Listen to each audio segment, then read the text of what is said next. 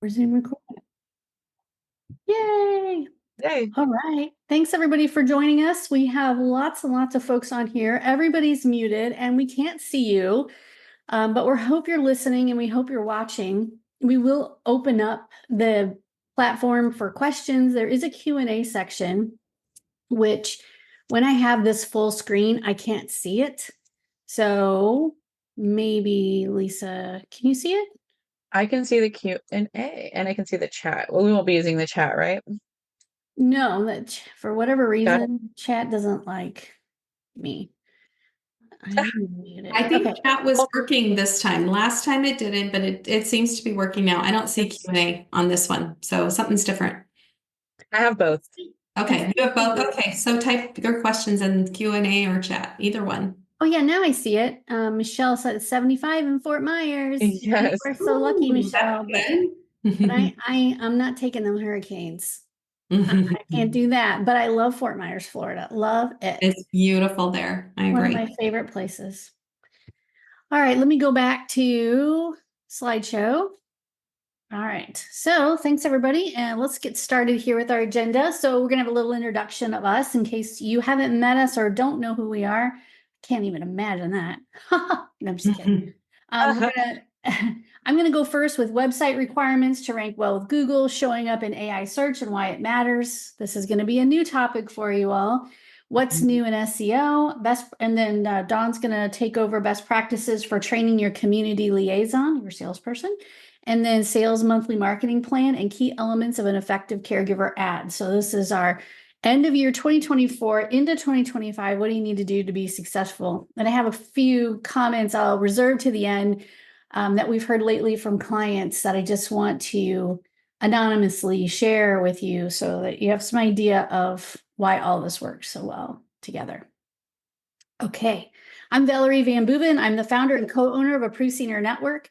We started in 2008 as LTC Expert Publications. If any of you have been, and we do have clients who've been with us that long, believe it or not, which is lovely. And we've seen a lot of people retire and sell their businesses. So I feel like I'm old, but we started out as LTC and now we're ASN. We rebranded a few years ago. And I'm a registered nurse by trade and have played many roles in that profession. And today we have a lovely team of folks all across the United States. We are 100% virtual, but we're all US based.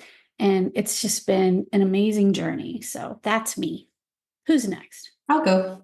I'm Dawn Fiella. I have been here at Approved Senior Network for close to 3 years now. I can't believe it's coming up on 3 No, I can't believe you just said that.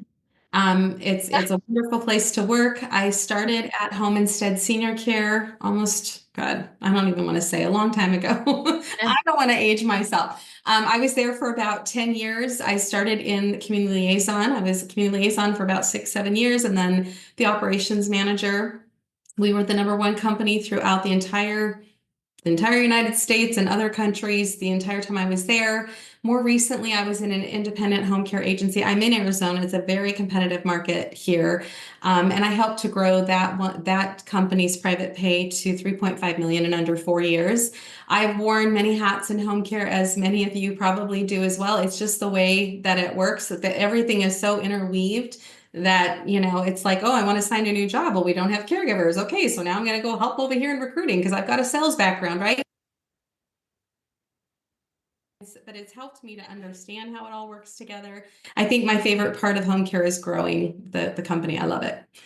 And Annette is not here with us. She is in our sales training program right now, but she's been with us close to a year, Valerie.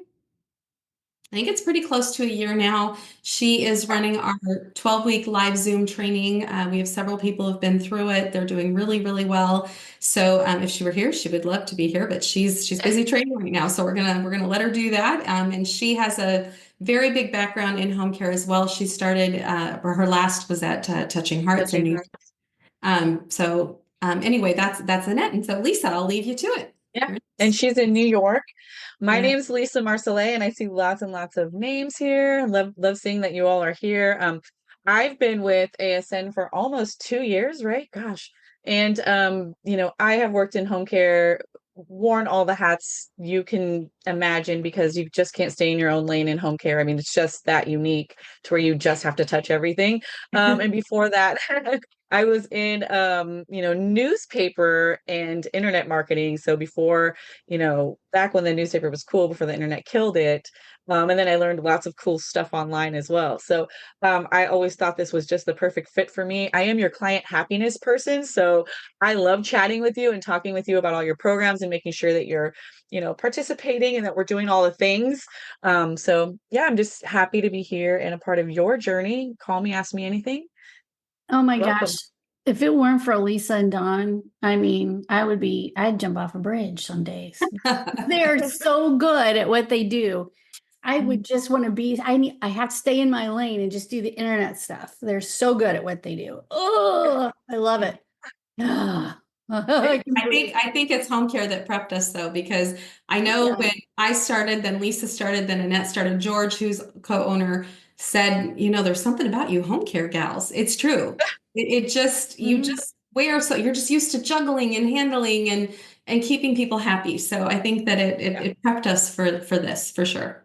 Well, I can love it. honestly say that our customer service is like not 10 out of 10. It's like 45 out of 10 because of these ladies. Because if it were for me, I don't know. Anyway, all right. So I'll Sure. keep going here. We'll keep going love and it. sharing. Okay, so also there is a Q&A section, and Lisa's going to watch that for me because I can't see it. But if you have a question as we go, please just go ahead and put it in the Q&A thing on your little dashboard that you have, and we'll just go through and answer in the order received. We'll take a little break once in a while throughout the slides, so don't hesitate to just throw it in there, because if we need to rewind on a topic, we certainly will. All right.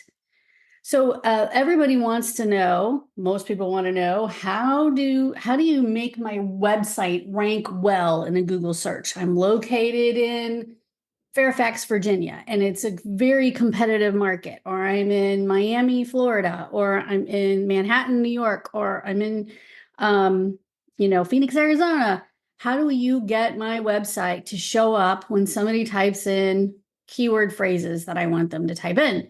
And so that's what I'm going to talk about. This is, so what I want you to do is take out your phone, take a screenshot, or if you're on a computer, take out, if you can screenshot this, because I just put it, instead of having 15 slides about this, I put it all in one slide, because I'm not going to go deep on any single one of these, but I want you to see how hard it is to make your website rank on page one, especially if you're in a really competitive market. And I always give this analogy. If you are located in West Winnemucca, Nevada, I can rank your website today. But if you, there's nothing there, right? But if you're in Las Vegas, Nevada, it's going to take a long time, because you have, and by long time, what do I mean? It depends. It could be 3 months. It could be 6 months. There's all kinds of variables that go into that. So the first thing we all need to remember is that conducting keyword research is really important. But the reason you want to use an organization to do this for you that has a background in home care is for this reason. Over the years, we have had lots of people come to us and say, rescue me. I have signed up with some goofball place and they are doing nothing. I don't rank for any of the real keyword phrases. And so we will do a little investigation and look at the website and see what keyword phrases they're search engine optimized for. And we realize that they're completely wrong. And it's because whoever did it is not someone who ever worked in home care, and they just don't understand the industry. So in other words, if you were to look at keyword research, you would see that the word home care jobs or home care careers is one of the #1 searched keyword phrases in the United States. That's because of the caregivers, right? You don't want to rank your website for that. Maybe you do for your, one page of your website, your careers page, but not your whole website. And we've seen goofy things like that. So please understand that conducting keyword research is really important. And we do it all the time. It's not a one and done. We kind of know, because we've done this for so long, what keywords work. But we also know that, different places and different organizations and different geographies need a little bit of a tweak here and there. Optimize on-page SEO. That is a long little phrase that means make sure your pages say who you are, where you're located, and what you do. Who you are, where you're located, and what you do. If your website pages don't say those kinds of things, then you will never be found. Create high-quality content. The content on your website, it used to be, well, it still is today, that I see a lot of websites that just have a bulleted list of services and that's it.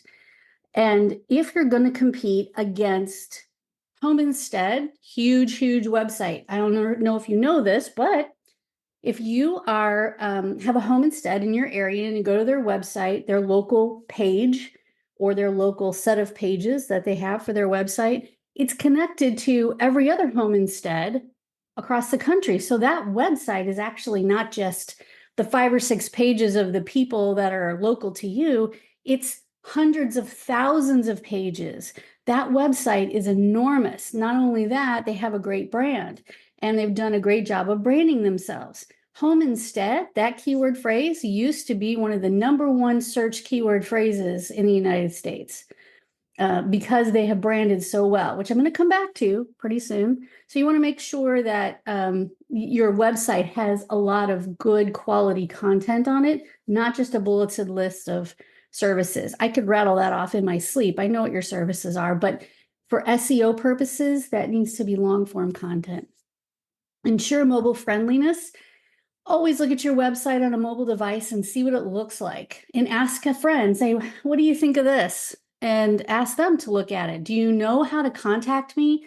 If you were on your phone and looking for home care services and you clicked on my website, does my phone number show up there and is it clickable?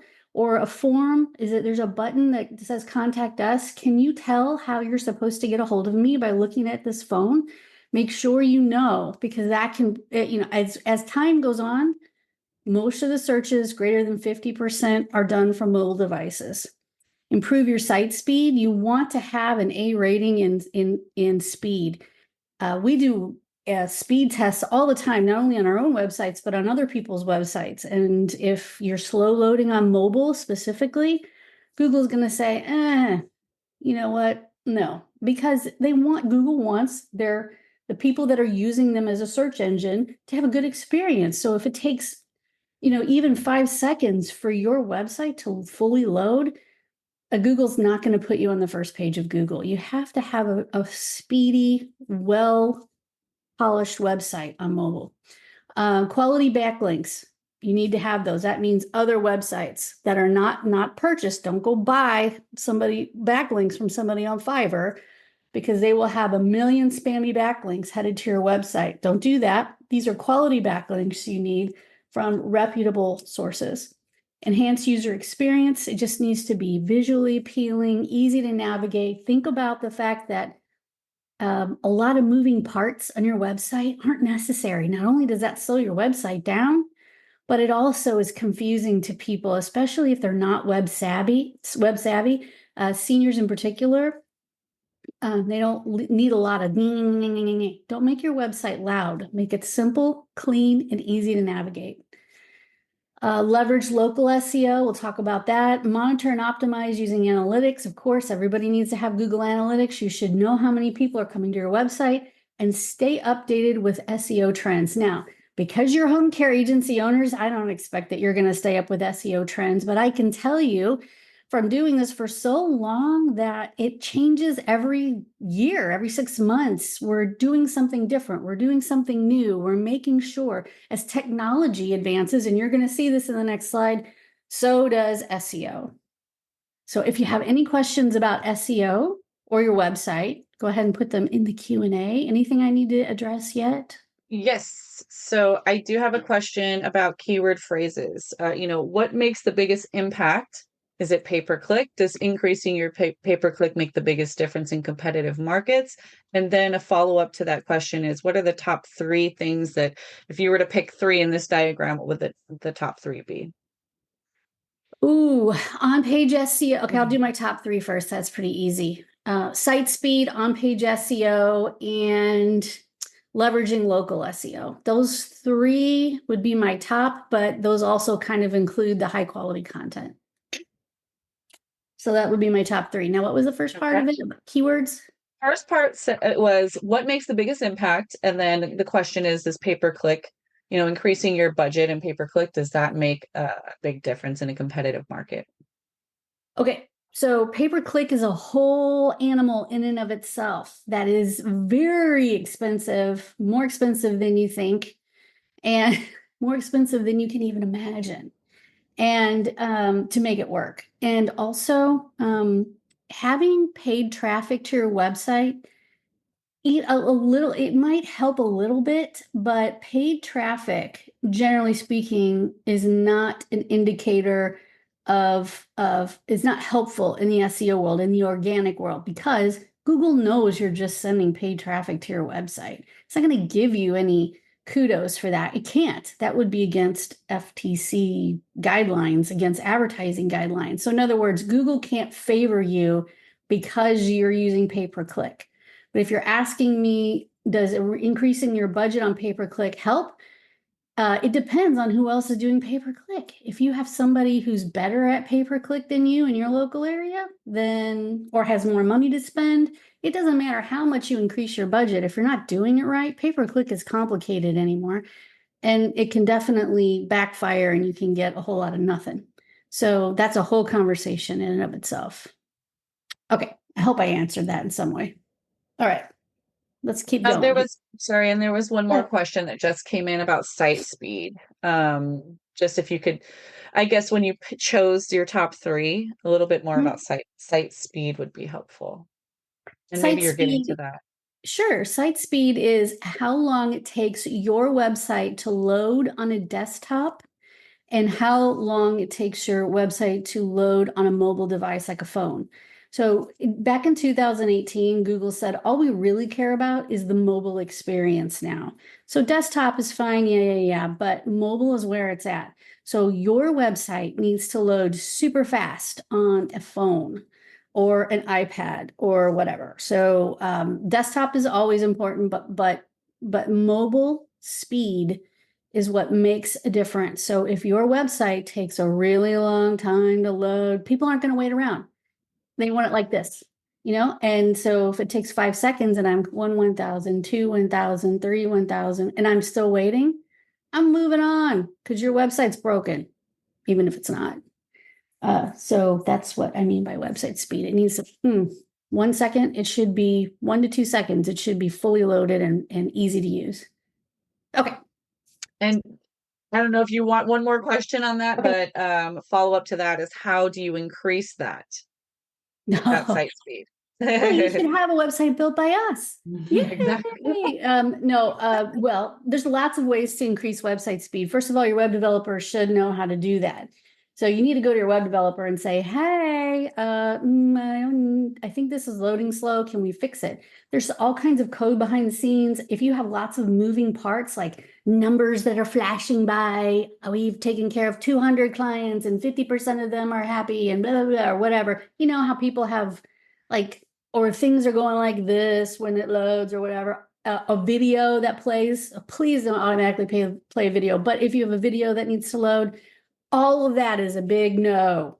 And the reason, and there's ways around that, but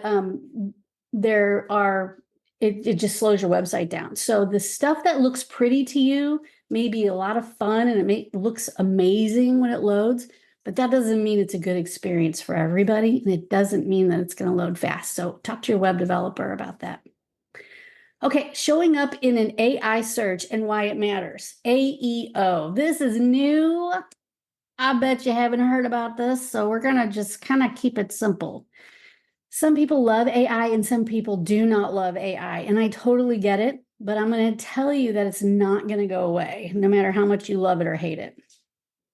AI is going to drive a lot of things. It's going to drive content. It's going to drive how we do stuff. It's going to have impacts all over the place.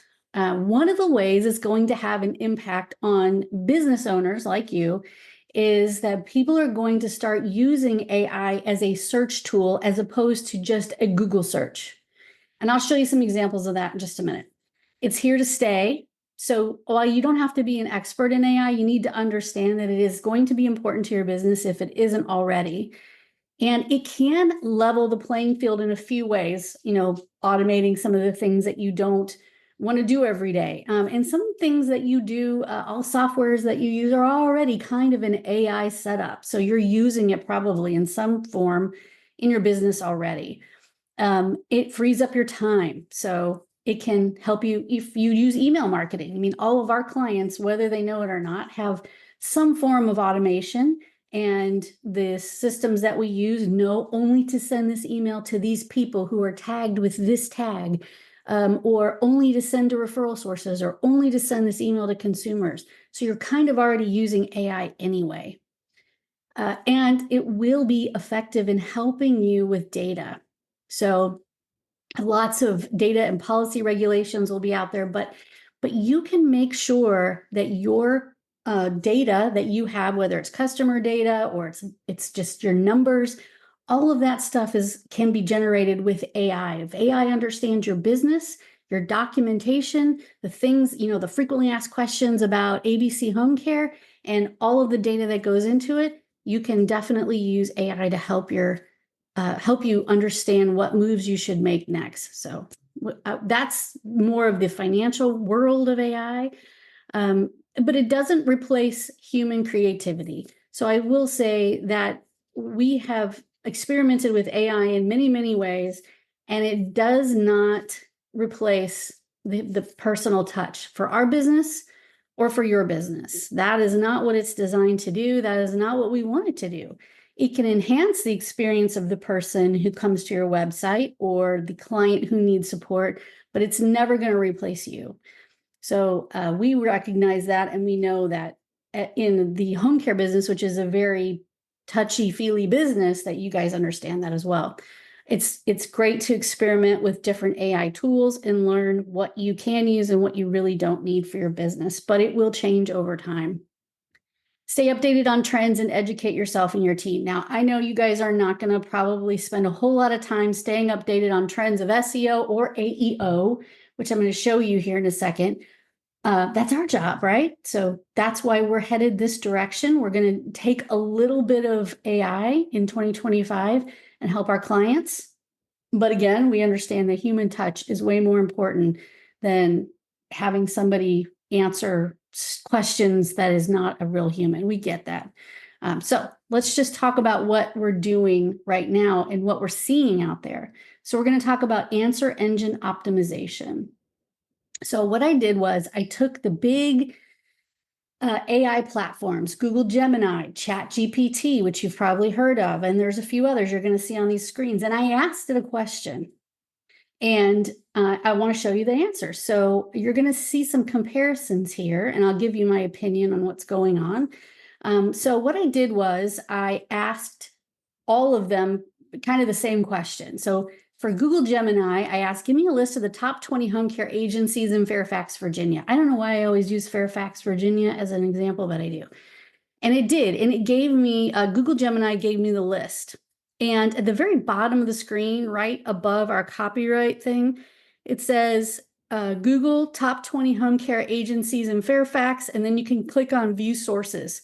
And the sources that Google drew that answer from were a combination of their own search results and things like care.com, caring.com, the aggregators of data. So I would suggest that if you're not already on care.com or caring.com, if you can get a free listing or something minimal there, if it has to be paid for, I'm out of the loop on what that is. You don't have to buy leads, but you need to have a very up-to-date listing on those platforms. I would highly recommend that. So that's the first thing I learned. Next door to that, we see the ChatGPT results for the exact same question. And underneath each response, you can see where it got that information. And one of the websites that it kept referencing here is assisted living support, which is probably a lead generation website. I didn't go there. It's probably owned by a place for mom. And it just happened to be one of the top websites that were in that it picked up on. Now you can also see if you go down a little bit, It picked up on comfort keepers and a couple of other things. But for the most part, it's got all of these results from assisted living support, which didn't really make me too happy. But I learned quite a bit about this. So where Google and ChatGPT are getting their information are two very different places. So I asked ChatGPT, Chat, do your results come from Bing or Google? And Chat said to me, my search results are sourced from Bing. Let me know if you need further clarification. So as people start using these search engines, the AI engines, these AI engines, just know that Bing is important to you. Bing is important to you, whether you use it or not. Bing and Microsoft are important. So we have largely ignored Bing for a very long time because nobody uses it. But guess what? They made a very cool ChatGPT didn't want to get in, didn't want to use Google Gemini. So here we are. So I'm going to talk to you a little bit more about this as we go. So I also asked Claude AI, another one, best home care agency in Fairfax, Virginia. And it didn't tell me any answers because Claude does not go to the internet to find answers. It only has what it's learned up till maybe a year ago or maybe 6 months ago. It's getting faster and faster.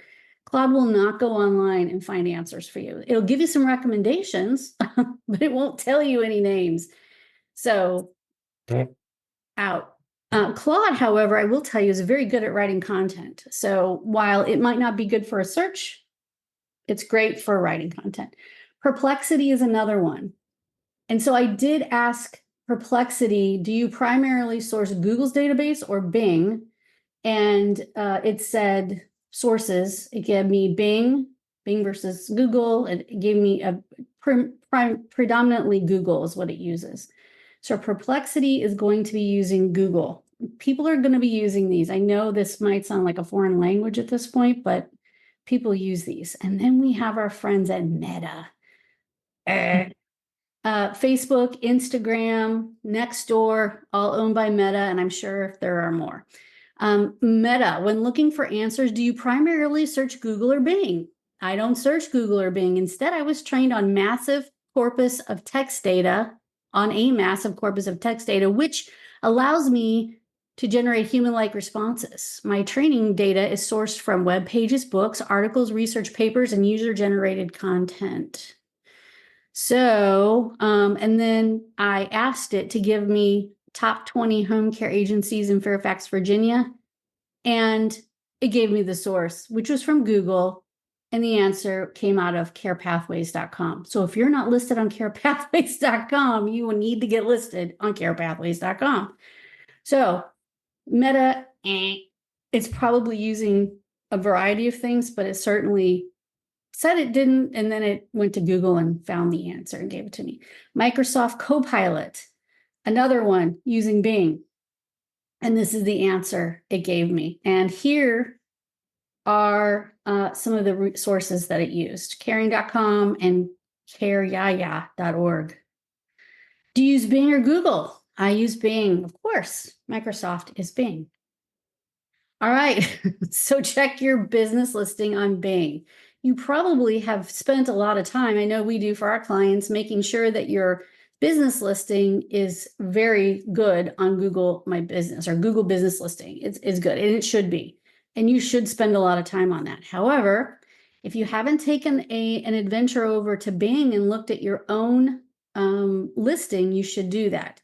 Now I went through and made sure that all of our clients that use our services are updated on Bing, and I hooked up their Bing to their Google My Business so that if Google My Business gets a little change or a post, it goes over to Bing and also posts it there. Magical. So if you're not updated on Bing, please go take a look and make sure you have a listing and see what it says about you. And it's going to be very important. Does anybody have any questions about where answers are coming from on AI? It's Google and Bing. Okay. All right. So the next thing you want to do on any of these, just like people have told us for years, go do a Google search on your own name or your own company name and see what comes up. You should do that. But you should also know what comes up when somebody puts in a information request about your home care agency. So I put in, tell me about Incredicare Home Care. And it gave me a lovely response. And the reason it gave me a lovely response is because we made sure that when we wrote the content for this website, we not only coded it the right way, we wrote it nicely, but we coded it on the back end with schema. We made sure that anyone, anything, any person who came there would get a nice AI description of everything that they do and all the places that they serve. This is a beautiful example of what you should find when you put in your own business name. If you're not finding something like this, then let's work on it. You should have a very nice summary of your business on here. And then I asked Perplexity the same thing, and it gave me a little bit of a different answer, but it gave me all the sources that it used, and it gave me all the information I needed. So it was a little bit different, but pretty much the same stuff. I was happy with it. And then I asked Meta the same thing. Very nice, except at the bottom it said, to learn more about, it was as if it was writing an article. To learn more about Incredicare, visit their website, which I don't know why it thought it wanted to write an article. But anyway, there's Meta AI. And then Claude. Claude doesn't go to the internet. It didn't know anything. They knew it was located in Woodbridge, Virginia, but that was it. And that's going to be your response from Claude most of the time. It's not a good search engine. Gemini, Google, it gave me a very nice listing, and it also gave me a bunch of places where we could find more information about it. So that was great. And then Bing Copilot gave me a great answer. We know that this website is done well, it's search engine optimized well, and it's written so that AI understands it. You have to make sure that all those parts and pieces are in place for you to show up and for people to be able to get information about you.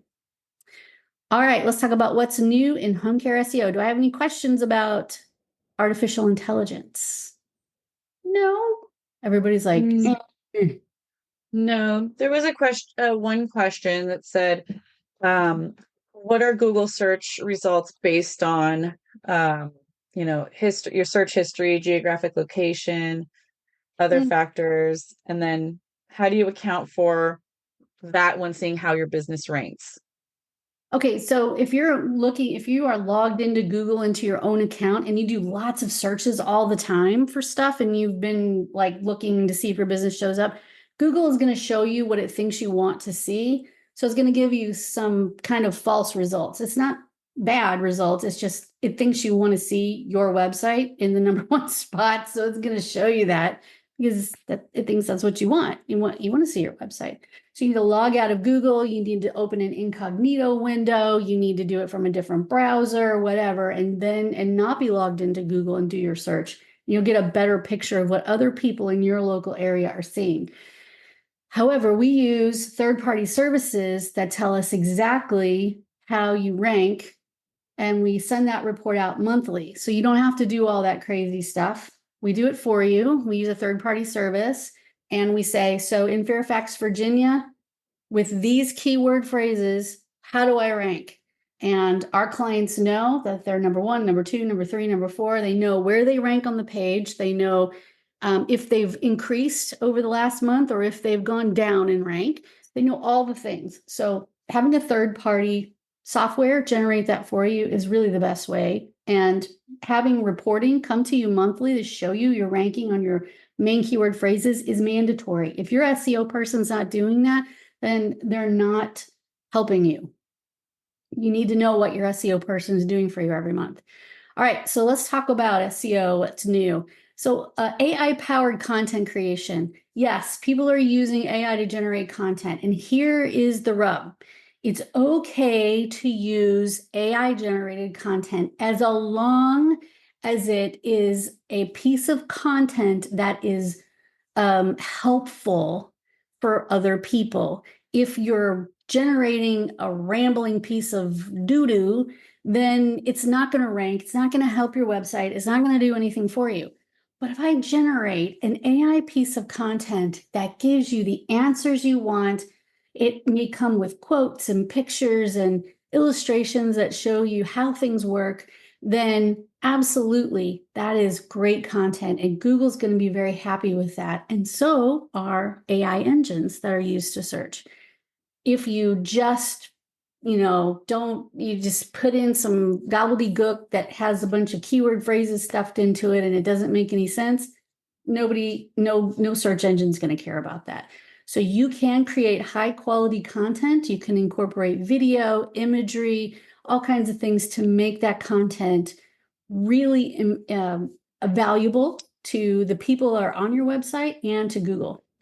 Enhanced user experience signals. So Google is placing more emphasis on core web vitals, which means page load speed and visual stability. So again, we're coming back to speed every single time. Voice search optimization. So a lot of times what we do when we write content, we ask Google or whatever search engine or whatever artificial intelligence we're working with, we're going to ask for 7 frequently asked questions written in an NLL natural language.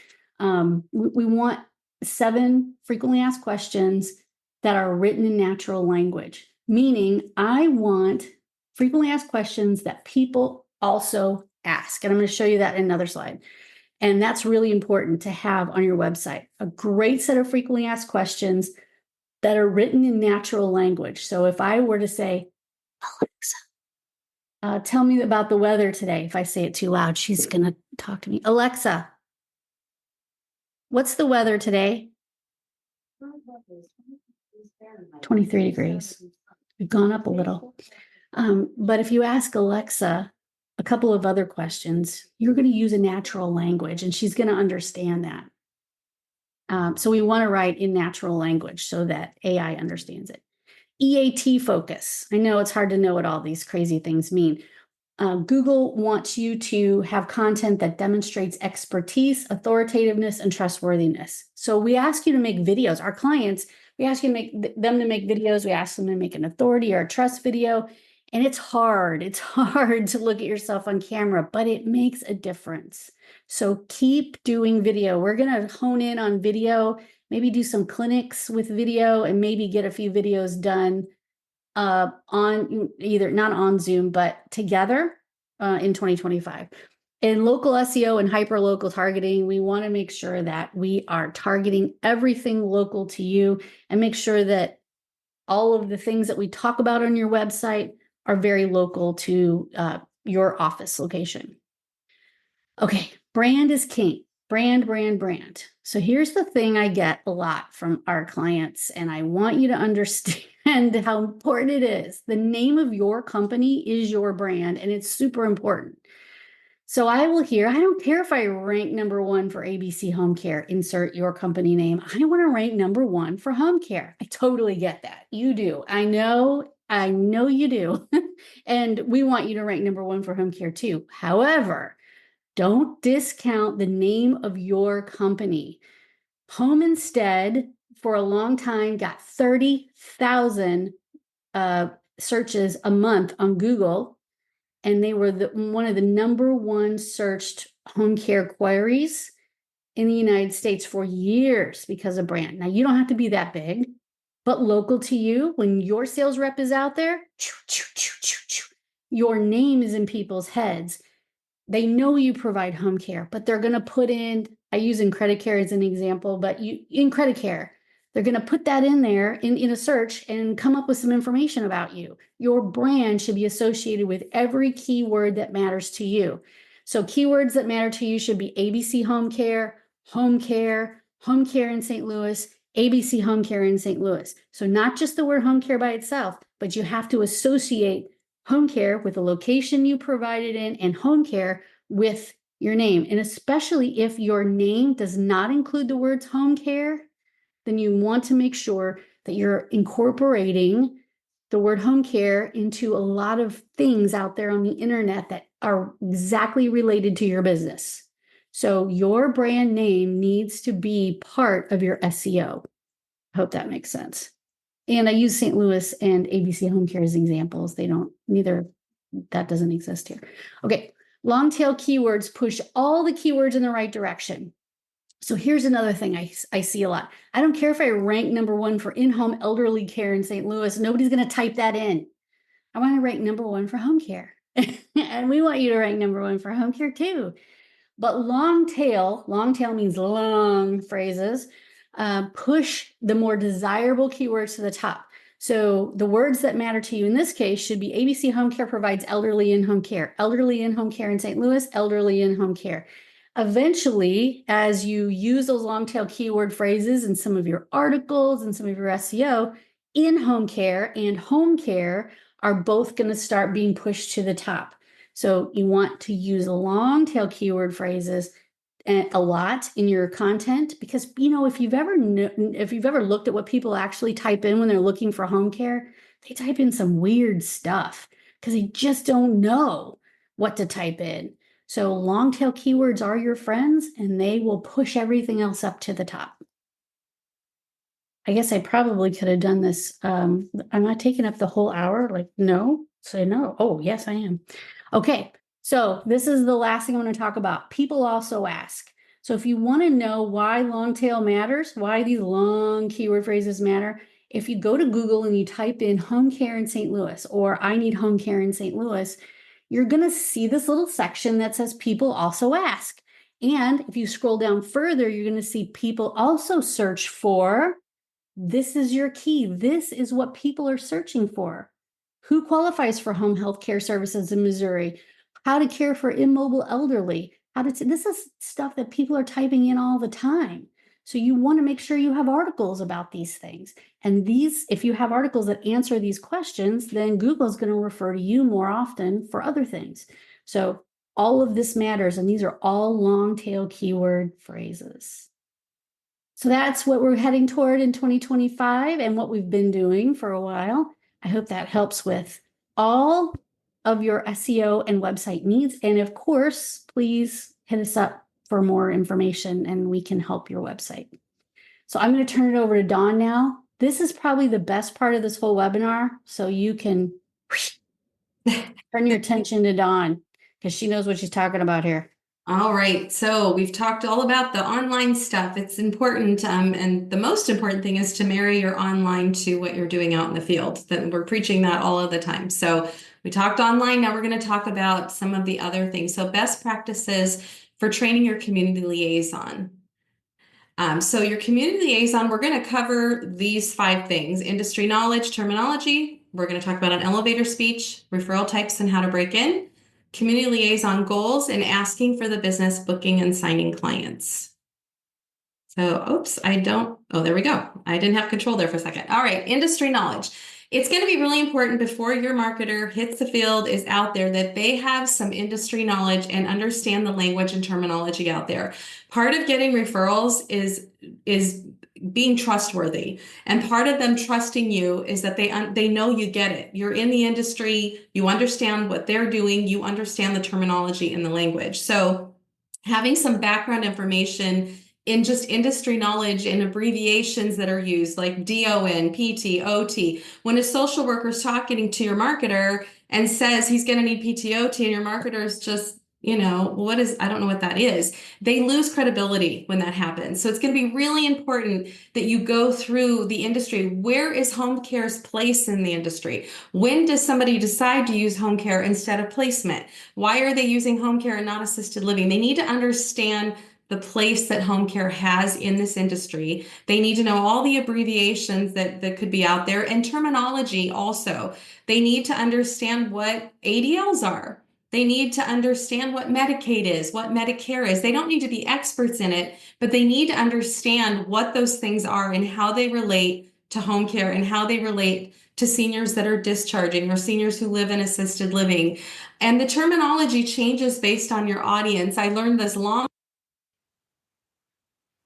really good relationships with those social workers, so much so that they educated me. I would be in there and I'm like, oh yes, that person that discharged, he's our client now. And they don't like the word client. And they told me that sounds businessy. That sounds like you're in it for the money. You know, they don't want me to use the word client. So when you're in with any of your referral sources, skilled nursing facility, their patients, even the people that you have that you're caring for in their home, if you're talking to a social worker, call them a patient, because that is what sinks in. That is the language that they use day in and day out, and they see you as one of the same. When you're talking about a people in assisted living, they're residents. So the language and terminology is going to change based on who you're talking with as well. They need to know what long-term care is. I had a social worker one time said that you guys take LTC, right?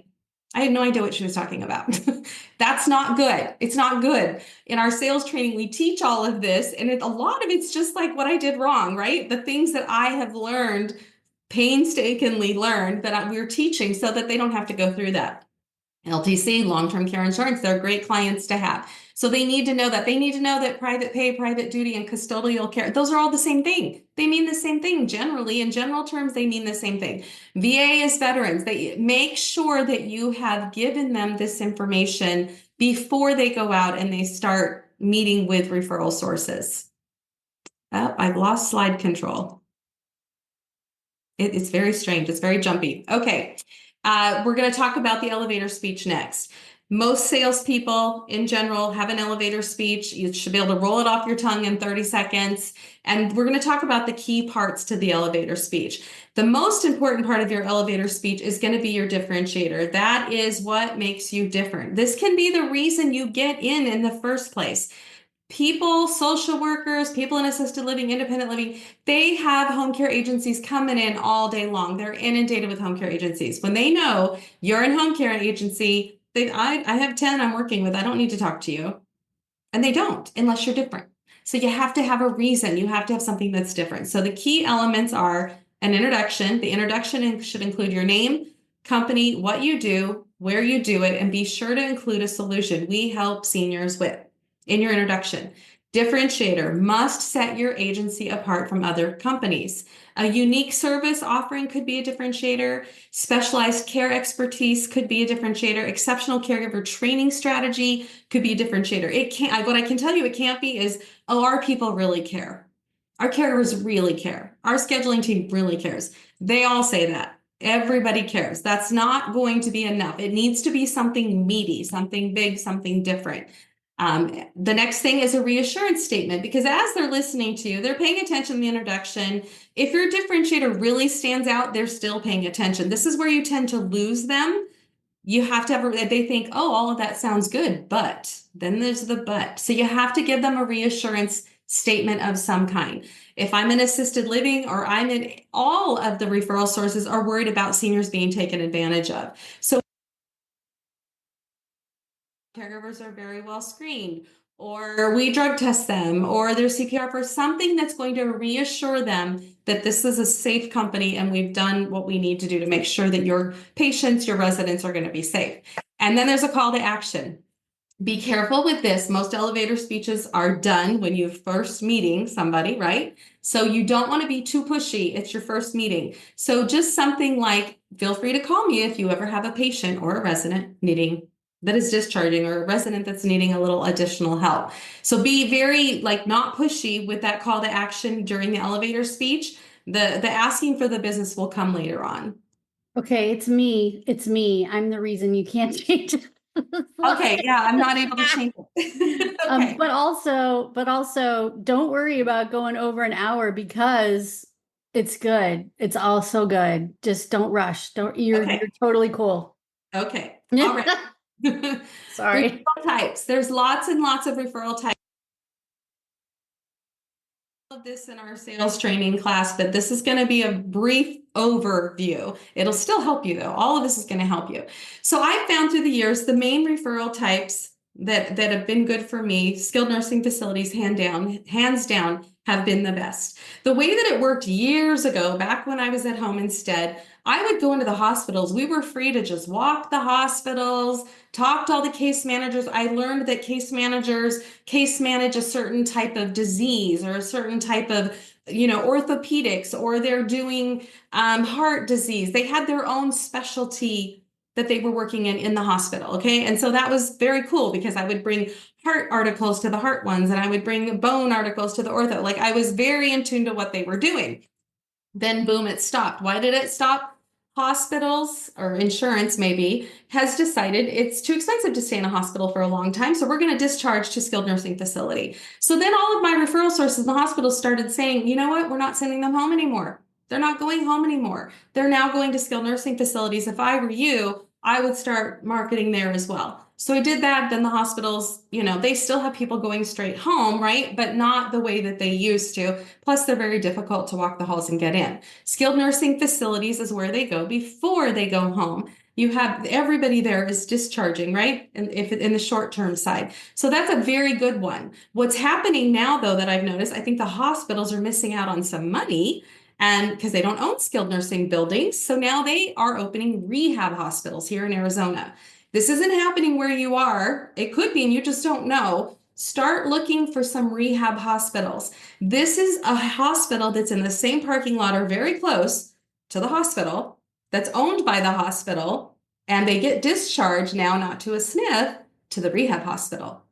The rehab hospitals have been very open, very friendly, allowing us to come in and do lunch and learns, very open to the home care arena, very open. So that's a place that you should be going if you're not. If you have rehab hospitals, there's been about 3 or 4 that have opened in the last 3 years here. And I'm in Arizona, so maybe, I don't know if it's going to happen here first and then spread or what, but look for the rehab hospitals.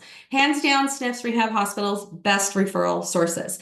Independent living buildings are good. Independent senior living communities. This is where you have maybe 6 square feet, 6 square miles of independent seniors living in their own homes. Within that 6 square miles, there are doctor's offices, renal care. There's all kinds of different buildings and places where the churches are going. Though, marketing to those is a very good idea. Assisted living buildings, memory care, home health, and hospice. So those are all the best referral types that I've worked with. That's not to say there aren't others, but I would say the better jobs, the most steady jobs, I was able to build relationships and get consistent referrals out of them. So how do you break in? How do you get in there? Well, I'm going to give you some tips. Speak their language. Again, if you're in a SNF, talk about people as patients. They're patients, not clients. Also, what are they doing in skilled nursing facility? Understand what this referral source is day to day is like. What does that look like? Skilled nursing facilities are discharging all day. Have a discharge package, right? Assisted living. Maybe they've got a wait list and they can't move these people in because of this wait list, right? Maybe you can offer to take care of them at home until their turn comes up. And you're going to talk about how wonderful their assisted living building is while you're caring for this person until there's a spot for them that opens up on the wait list. There's always an angle, there's always a way to work with every different type of referral source. Go often, go every 8 to 10 days. I know this sounds like a lot. I know that even the referral source will say, oh, you don't need to come by every week. I love you. I'll always refer to you. They don't even know that you need to come more often than that. I can tell you, I had referral sources in my back pocket. They loved me. They sent me everything. I would go on vacation for a week. I would come back the next week and it would be crickets, quiet, not a referral in sight. They need you to come by. They don't know it, but they need you to come by every 8 to 10 days, or they're just off and running to the next home care agency that came in while you were on vacation or while you didn't make it that week. So go every 8 to 10 days. You should see every referral source once a month, face-to-face. You shouldn't expect more than that. 1 face-to-face a month is all you should expect. If they're calling you in more often, that's great. That's fine. But if you're initiating and you're wanting and expecting to see their face more than once a month, they're not going to refer to you. They don't have time to do that. So every 8 to 10 days you're going by, and once a month you're seeing their face. What are you doing the other times? You're leaving things behind. And I'll show you some of those here in a minute. So the leave behind, when you leave something behind, always call, call or text or email and let them know just left you something.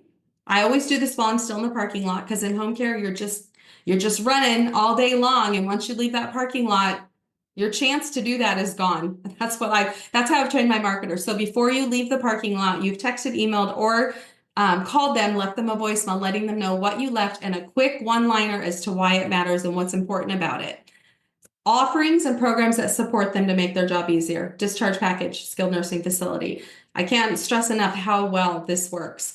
Communicate. We have interviewed social workers across the country. Their biggest problem with us, with home care agencies, is we don't communicate, which I was shocked to hear. And it's not just communicating in general. I gave them a referral, I sent it via text, and I never heard back. I cannot imagine a home care agency doing that, but it was the common theme amongst all the social workers we've interviewed. I send a text, I tell them I have a referral for them, and I give them the information about the referral, and I never hear back. So then I don't know, are they working on it? Did they ever get it? Do I need to send it to somebody else because I don't know if they're working on it and this person's discharging? It really stresses them out. So even if you're busy, a quick text, got it, I'm in a meeting, or I'm doing this right now, I'll call you. Let them be responsive and communicate. Those were the two biggest complaints they had about home care agencies. Offer to help even when it's difficult. I've had them say, you're going to hate me for this referral. You're just going to hate me. This person screams. She's not nice. She's just awful, but I trust you to handle it because you're just so good. So offer to help even when it's difficult. Doesn't mean you want to do all the difficult ones. I've been that person too. You don't want to be the person who takes only difficult clients, but offer to help even when it's difficult. That's when they know that your heart is involved in this and it's not just about money for you, because you're willing to take on something that's a little more difficult. Build a solid relationship and don't focus on the referrals. I can't stress this enough. You should have the kind of relationship with these people that if something went south, they are comfortable enough with you to call you in their office and say, look, your caregiver fell asleep last night on the wake shift, and I just wanted you to know.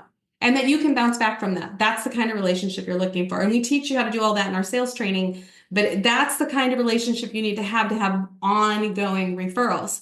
If a referral source has ever just stopped talking to you, just completely disappeared, doesn't return your calls, it could be that something happened or they heard something about you or about your company and they just decided they're not using you anymore. If you don't have a good relationship with them, you're not going to be able to have that conversation and turn it around. Okay, are you doing slides now, Valerie, then? Yes, okay. I think I always was. Okay. It worked once, so I'm like, we must have did it at the same time. That's magic. All right, community liaison goals. These are weekly goals. And I just had somebody that I met with a couple days. She goes, who can do that? That's so much. And it's going to depend on your geography. Like you probably can't do this in New York City, right? Because it's so, how are you getting to 40 to 50 stops a week? It's 8 to 10 daily. It's definitely doable in most places. Most parts of the country, most people that see this are like, yeah, I can do that. Out of those 8 to 10 stops a day or a week, 40 to 50 stops a week, 15 to 20 of them need to be face-to-face stops. Again, those face-to-face stops are important. So you got to keep track because everyone's getting one a month. So about 15 to 20 each week should be face-to-face stops. And there's lots of ways to do a face-to-face. So with us in Mastery Circle, we meet every other Friday. And we have a meeting much like this. We do a lot of training and those kinds of things too. Lisa is creating, she's wonderful at it, 4 leave behinds for you every single month. One of the leave behinds is guaranteed to get them to come out and talk to you. And so we're already doing that. And we're going to get into leave behinds here in just a minute. So that is how you're going to get that face-to-face once a month. You could do it with the leave behinds. Out of that, if you're doing your 40 to 50 stops a week and you're doing 15 to 20 face-to-face, you should be getting 5 to 7 referrals from your referral sources every single week. This should happen. It's not going to happen tomorrow. These are solid relationships, right? You don't want to one end, okay, she referred once, she tried me once, and now she's off to ABC Home Care. That's not what you want. You're building a solid relationship. We have 5 impressions you have to go through to build these solid relationships. When that starts to happen, you will be getting 5 to 7 referrals from your referral source. Doesn't mean they're all going to turn into jobs, but not all of them are great. They can't afford it. There's going to be little things here and there. Some of that's about educating your referral sources too. Now, when a referral or service inquiry comes in, you should be booking 70% of those. So if you take 10 service inquiries, these are people calling in about services, 70% of those, 7 of them should be booked and turned into appointments. You should have a 90% signing ratio. So if you go out to sign 10 clients, 9 of them should sign. When all of this is said and done and you're doing all of this right, you should have 3 to 4 signed jobs a week from your referral sources. You should have 1 to 2 signed jobs from maybe Google Ads, from website leads, from agingcare.com, from whatever other things that you're doing. You'll also have some signed jobs there. Do we have any questions? I haven't even. Yes, we have a couple questions. Okay. Let's see. Is it legal to leave things like small snacks for marketing? Yes. So it's legal, yes. It kind of goes back and forth. The people who don't do the right thing ruin it for everybody for a while. It's a temporary ruin from what I've seen the years and years I've been doing this. I've always left little things. We can't buy people purses, and we can't buy people facials and massages and take them out to get their nails done. That cannot be something that we're doing. It has to be little. When you say little snack, that is fine. There's nothing wrong with leaving a little snack. Just be careful. Social workers take like a code of ethics kind of thing when they take their job. And part of it is, not to be like, I'm only going to refer to this company because they give me things. Like they will not do that. It's dirty. It's ugly. If you're offering to do those things, a good social worker is gonna, and even if the social worker is taking these things, eventually their boss is going to get wind of it, and that's when it ruins it for everybody for a while. Like I've had them say, we can't even take Post-its. We can't even take pens. I mean, they're just devastated about it. But eventually it breaks back open and everything's fine. So yes, a little snack is fine. Yes, and I keep it under $5 or under $10. Small. Yeah. Small. I mean, anything that we recommend, literally, you can buy it at the dollar store. It is not That's right. Something you're spending $25 on per referral source. No way. Mm-mm. All right. The other question is, most home health agencies and hospice agencies, their patients are Medicare, not private pay, question mark, but they always need private pay help. I mean, I'm answering. What's the question? The question is, most home health agencies and hospice agencies, I think you were talking about partnering up with. Oh, yes. Okay. Their patients are Medicare. What? So if they're on Medicare, typically, not always, but typically people on Medicare will have some money to pay for home care. People on Medicaid usually don't. And so for Medicare, they usually do. Hospice and home health alone typically isn't enough to keep somebody at home. They need additional support. They need additional help. If family's not there, they're going to need home care. I've worked side by side with several home health and hospice agencies through the years, and we refer back and forth. So, okay, hope that answers that. All right, next slide. Asking for the referral. So I mentioned there's 5 impressions. We're not going to go through all of those today. The 5th impression. So they are trust, confidence, camaraderie, prove reliability. Those are the 4 other impressions. We're not going to deep dive. This is the terrifying one. This is the one, and I've been in sales my whole life. That's the scary. Oh my gosh, now I have to ask. Am I scared to ask? This is terrifying. It's scary because there's not always a need. Let's say we're selling cars. I need to buy, I don't need a car. I love my car. My car is great. But I have a salesperson who wants to sell me a new car. Not only do they have to convince me I need a new car, they have to also convince me that I want their car. So that's a very different thing. Here, that's not what's happening. These seniors, because you're going to referral sources who are with seniors all day long, they already need care. They're already going to get home care. They're already going to be referred to home care. All you're doing is directing the referral. There's nothing to be afraid about here because the need is already there. You are just taking the referral and saying, I'm the better company. So differentiator can do that. You proving that you're reliable and trustworthy and all the things. So there's no, of course, it's still going to feel scary at first, but really this takes the fear out of it because you're not convincing them that they need home care. You're just taking a referral they were already going to give and asking them to send it to you. So it takes that away. The fear's gone. Next. Yay. Yeah. Asking for the business booking assessments. So I call this the 10-second connect. That doesn't mean you're going to rush through the phone call and you're not going to give them your full undivided attention. The biggest problem salespeople have when they take a service inquiry is they're trying to sell the company. They're trying to sell the services. They want to sign the client. That's not the point. Whoops. It's me. Okay. Sorry, I'm trying to find the questions. Oh, It's just that's me. not the point of this phone call. The point of this phone call is to book the assessment. That's it. Don't worry about, am I going to assign this job? This job's going to be hard. Oh, they want Saturdays, whatever. Don't get into any of that. The only goal of this phone call is to book this appointment. And I call it a 10-second connect. Two things have to happen when you're on the phone with them. One is you need to connect emotionally with the heart. Two, you need to establish you're an expert. And this can be done very easily. Most adult children, when they call you, and I'm sure many of you have taken lots of these calls, they are in crisis, right? They're in crisis mode. Mom and dad have been in charge, and now I'm in charge, and I have to decide what I'm going to do. I have no idea what to do. So they call. Usually, they're going to tell you the whole story, right? But if they don't, a simple thing you can say is, what prompted your call to me today?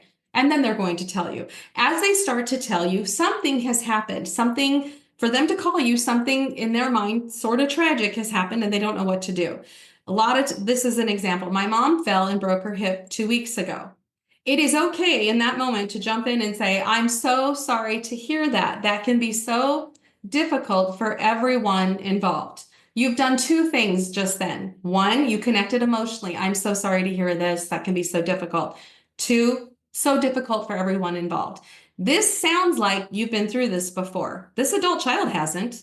They are so excited to hear that you've been through this before. You can use words like typically in this situation, or I find when this happens. Oh, she's in skilled nursing. Typically they stay there for about 2 weeks. We have plenty of time for me to come in and talk to her. When you can establish that you care, you connect with them emotionally, and that you're an expert in this, they're thrilled. You can hear the relief in their voice. They want to take this situation and hand it to somebody else to solve because they have no idea what to do. So then book the appointment as for today, if you can. I happen to be in your area today, or I have a rep in your area today. Does 3 o'clock work for you? Because they've got websites pulled up. They have a list from a social worker. How do they get your phone number? They're going to call other companies, but if you can book an appointment, they're done. They're not going to call anybody else. They have an appointment with you today. There's no point in calling anybody else. And you know what you're doing and you care. And so why would they call somebody else? So just have the mindset of, I've got to get this booked for today. That's it. Don't worry about the rest of it. Okay, next one. Asking for the business when signing clients. I've given you some tips about signing clients just in general. Never park in front of their home or in their driveway. They're going to come out. They're going to come out either before the assessment or they're going to come out after the assessment. Your car is not usually in a situation in which I always would think, oh, I'm just going to park. I've got calls to make. I'm just going to park right here and make my calls. They will come out to see you. So don't do that. I always told my caregivers not to park in the driveway either. If you drip oil in the driveway, they just never let it go. So don't park in front of their house. Don't park in the driveway. Be prepared. Read your notes ahead of time. You should know who's there. You should have mom and dad's name, brother, sister, whoever's there. You should have their names from the service inquiry. You should be getting those facts before you go in. It's nice to book for the same day because I still remember I just talked to her this morning. I don't have to read all of my notes. That's also helpful for you. Don't come too early. I'll absolutely never be late, but don't come too early. I have come too early and they're arguing about me and about home care and why am I coming? And I don't want to talk to her. And I've heard them. I'm outside the door and I hear them like having it out and I have to walk into all of this. So don't come too early. They're not always ready for you. I would say 5 minutes is okay. And definitely don't be late. I had a rep that was late all the time and the senior would call me and say, what, do they think because I'm old, I don't have anything better to do but sit here and wait for her? I have a life too. I mean, they don't like it, so don't be late. And they're a different generation also. They did their time. They were on time to work. They don't like it if you're late. Greet everyone when you walk in, even if the client seems incoherent or has dementia. As long as they're not sleeping, greet them. And the adult child will probably, oh, she can't hear you. She doesn't know what you're saying. It doesn't matter. It's disrespectful. And most adult children will see it as disrespectful if you just walk right past mom and ignore her. Like, unless she's asleep. And I would even say, oh, I see she's sleeping. Others, I would say hi. Because that's why you're there. That's the person. So don't leave them out. Ask for permission to sit down and where they would like to have the assessment done. Always bring a clipboard. Tell them I have a clipboard. We can sit anywhere. Where would you like to sit? because you're going to need to sit down, but you shouldn't come in and like take charge. Remember, there are probably people in the room that aren't so sure they want to do this to begin with. So you really got to, be very respectful. You should be able to tell when you walk in who wants the service and who doesn't. I've had adult children, they even sit on different sides of the room. This group wants us and this group doesn't. Don't shy away from the ones that don't. Try to figure out what it is that they're uncomfortable with. What, they're sitting like this. Try to figure that out and address those concerns for them. You need to show the need and how your services are the solution. A lot of times you're called out there because there was a fall or because they're not eating well or they're diabetic and they've been eating the wrong foods. Address that. Why have you been called out? We don't want that to happen again. So how can you put the services in here as a solution to keep that from happening again? As an expert, they're going to expect for you to probably tell them what kind of hours we're looking at here because you're the expert. They're waiting for you to say she needs 3 days a week. She needs, this is what I would in this situation, this is what I would suggest. So be ready to do that. You should have some sense of what's going on from the service inquiry. Reconnect with the person on the phone when you get there and suggest what you think. If they need bathing, automatically that's 3 days a week. Right now, that's 3 days a week.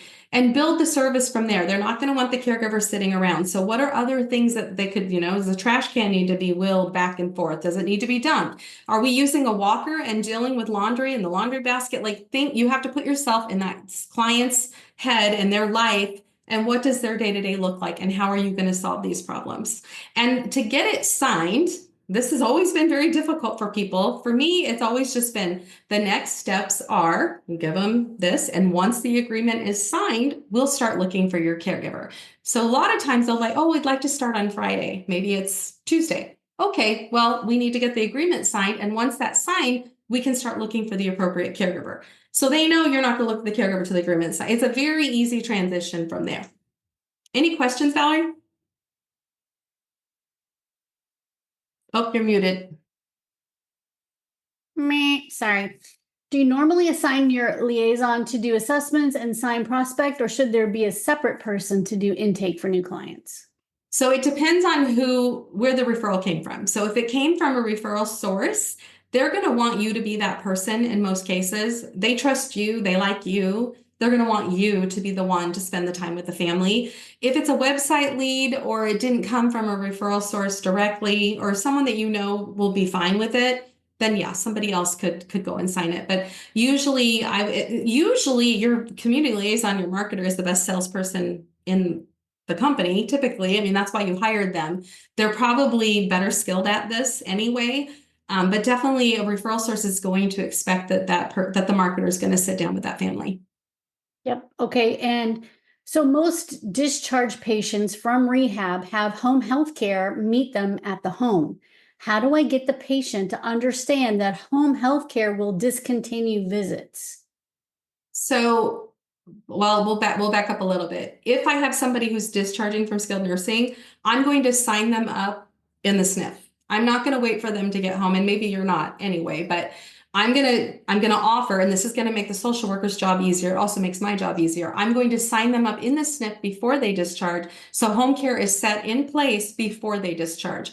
Before I go into that room, I'm going to ask the social worker, are they going to have home health? And if she says yes, I'm going to set the stage for that before they ever leave the SNF. And I'm going to tell them, I see that you have home health coming in. Understand that this is short-lived. It's not going to be a long time, and they just come for an hour or so a couple times a week. And it's only until they see the needs not there anymore. So it's not going to be long-term. You still are going to need the caregiver. So that's how I handle that. I always want to know who else is going to be in the home. I can't tell you, and I learned this from not doing it that way. Oh, home health and hospice, or hospice is coming, I don't need you guys anymore. Or home health is coming, I don't need you anymore. One does not replace the other. They complement each other. So sign them up in the SNF. It gives you more time to find the caregiver too. And have that conversation with them before they discharge. So there's no surprises. All right, sales monthly marketing plan. Woohoo! We talked a little bit about this, the leave behinds. So they're getting 3 to 4 leave behinds a month. Out of the leave behinds, 2 can be themed leave behinds, 2 to 3. They're the fun ones. They're the July 4th. They're the Heart Month. They're the Valentine's Day. And you leave a little trinket that's like worth less than $1 with it, right? That's that one. The other leave behinds that you're going to do is going to be like a company kind of leave behind, something that my company, something unique to my company, a discharge package, a flyer that talks about how our caregivers are safe, facility specific work, maybe one that is for this is how we work with assisted living. This is how we work with memory care. This is how we work with home health. A work within the budget. We work within seniors budget. These are going to be company specific type leave behinds. And if you have a new referral source coming in, you're going to get them added to this. Usually with a new referral source, I'm going to hit them with the one that makes the most sense. The first lead behind someone in assisted living is going to get is how my company works with assisted living. If they're in memory care, same thing. That's going to be the first one they get. And then I'm going to start my themed ones, and then I'll get them into my rotation. Everybody should be seen at least once a month. And so you need one lead behind that's going to get them to come out of their office and talk to you. And lunch and learns, you should have at least 2 lunch and learns a year with skilled nursing facilities. And the next slide kind of gives you a little more detail. So up on the left, you're going to do 1 company service specific per month. That's like your discharge package, something like that. You're going to do 2 seasonal ones a month and then 1 face-to-face a month. And we have some of our really cute ones Lisa created down here on the bottom as examples. And the next slide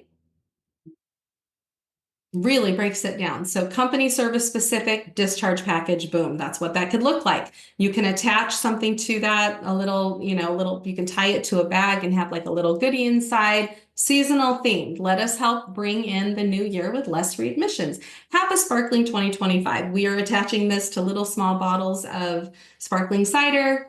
And then a face-to-face, come one, come all, ABC Home Care, we're crafting cookies. I'm gonna go sit down in assisted living and help decorate cookies. So this is what a month could look like. Just to kind of give you, we've got December and January mixed up here, but either way, it just gives you an idea of what a month of handouts should look like. And you should be planned 3 months in advance. You should know what you're doing 3 months in advance and get all the things and supplies you need for them. And I want to tell you, if you guys come to Continuum Sales Mastery, which is every other Friday, we give you everything for 3 months out. Yes, so you don't have to guess at it. You know what to order, where to go to order it, and what little things you need to make or customize. And these ladies give you everything. All you have to do is take our logo off and put yours on, take my name off and put yours on. So you don't have to struggle with any of it. We even give you the link to Amazon for the cider or whatever that goes with it. We even give you the link. I would have killed for this when I was out there. I mean, I would have done anything to get my hands on this because this is the hard part. Running around is exhausting and all of that for sure. But being creative in addition to running around with your head cut off all day is too much. I couldn't be creative with all of that going on. I would have done anything to have get my hands on this when I was out there. That's why I'm providing it, because I know how important it is. Okay, next slide. All right, key elements. This is the last section, guys. Thank you for holding on with us. Key elements of an effective caregiver ad.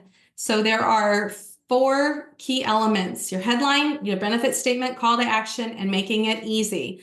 In the headline, you need to grab their attention, pull at their heartstrings, and I always list a pay range in my headline as well.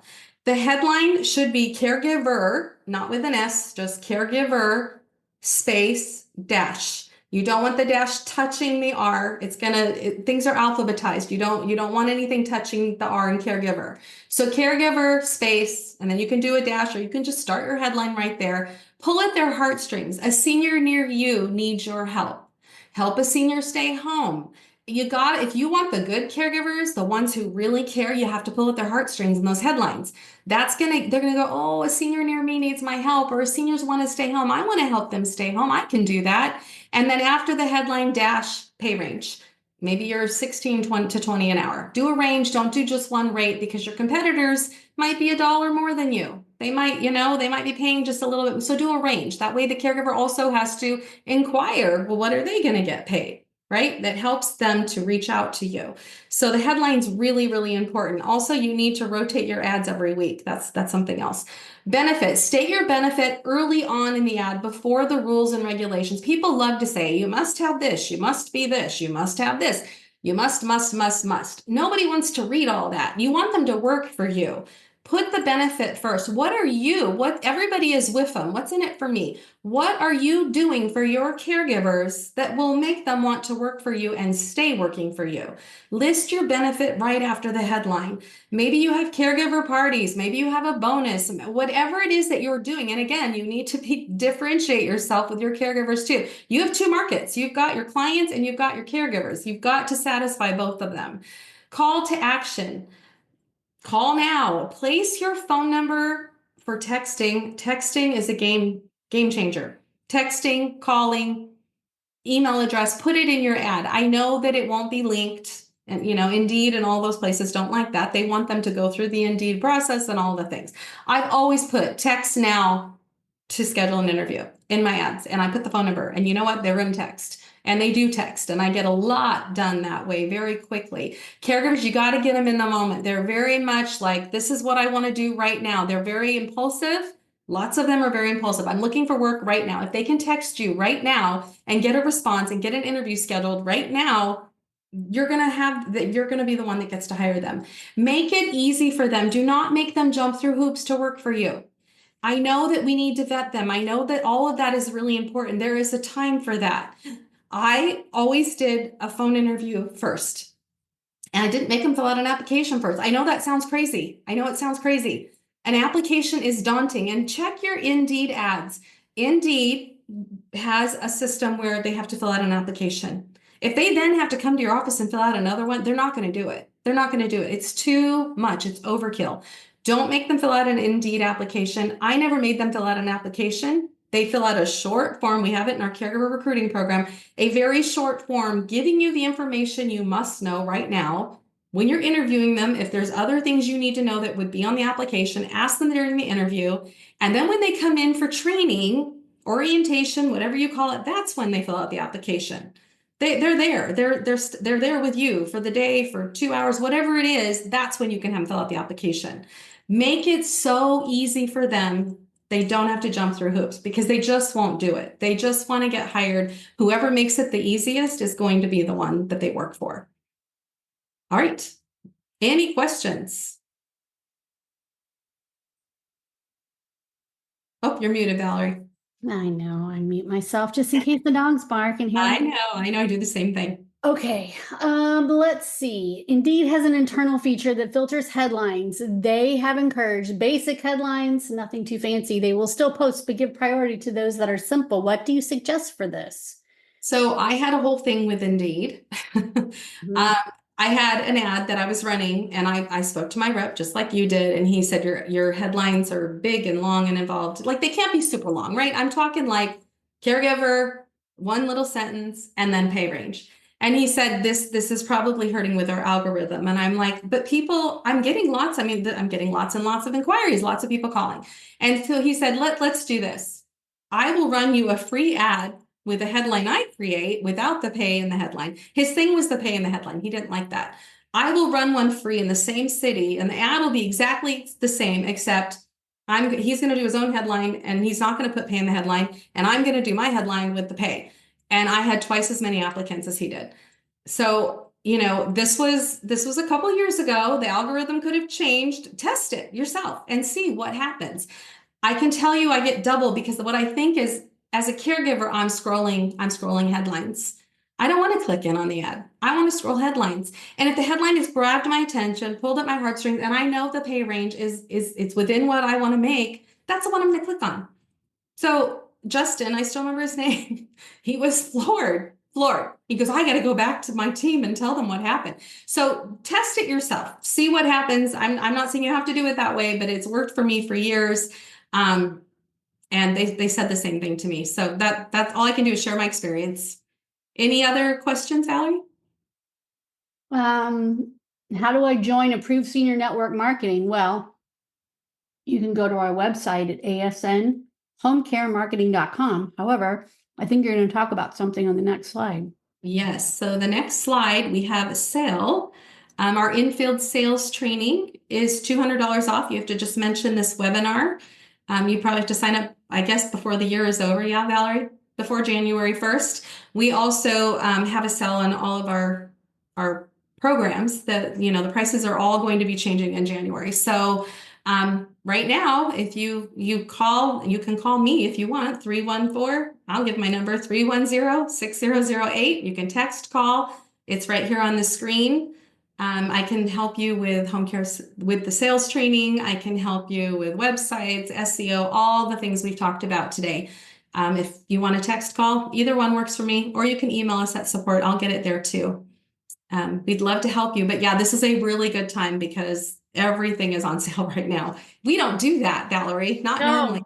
Is George on here? Have we told George we're doing this? Because George doesn't do this. George is listening. Uh-oh. We don't give discounts and we don't put things on sale. So, No. But we know that, people are making some tax decisions too. If you need to get, spend a little money before the end of the year or whatever you need to do. But there's a whole plethora of programs, whether it's online marketing or in-person sales training kind of marketing. Either way, we can help. So, even down to our monthly 2 times a month continuum mastery program. I mean, there's all kinds of stuff. So talking to Dawn is really your best bet because she can steer you to the right place. So and I can tell you, I get asked all the time when I meet with people, why are you different? How is your company different? And I'm just going to tell you, we have 3 people on our team that have been in your shoes. We've been in home care for a really long time, and we are not a vendor. We are a partner. And I can tell you that is the biggest difference. I get asked, all 3 of us get asked so many, I'm hiring community liaison. What should I pay them? What should the commission look like? What happens? I'm only getting really poor quality caregivers lately. I don't know what's going on. Well, let's take a look at your ad. We help with everything. It's just the other people, competitors, whatever you want to call them out there, just aren't doing that piece of it. And we just know home care so much, so well, all of it. So anyway, I just wanted to respond to that because I get that all the time. So there you go. Absolutely. And I was talking to a client yesterday who told me that a third of their revenue came from online marketing. So I would suggest that if you haven't experienced that, if that doesn't sound like something that's even, and this is not a small company. I mean, they are a small business, but they are in the 2 million range for annual billings. If you are in that position and you're not sure how much website marketing or sales is bringing in, Dawn's a great person to talk to make sure you know your numbers, your KPIs. She can kind of walk through that with you so that you do really know your numbers well. And I was happy to hear that online marketing was a third of their revenue because that makes my heart happy because we're the only people they use. So anyway, that was just a really nice ending to my day yesterday. That's great. Yeah. All right. Do we have any other questions? Yeah. Can we have a digital copy of these slides? What will happen is we will post a replay. We don't give out our slides, but we will post a replay for you and you can screenshot anything you want. All right. Okay. All right. Thanks, everybody. Thanks for hanging out. It was great to see you all. Have a great day. Bye. Bye-bye.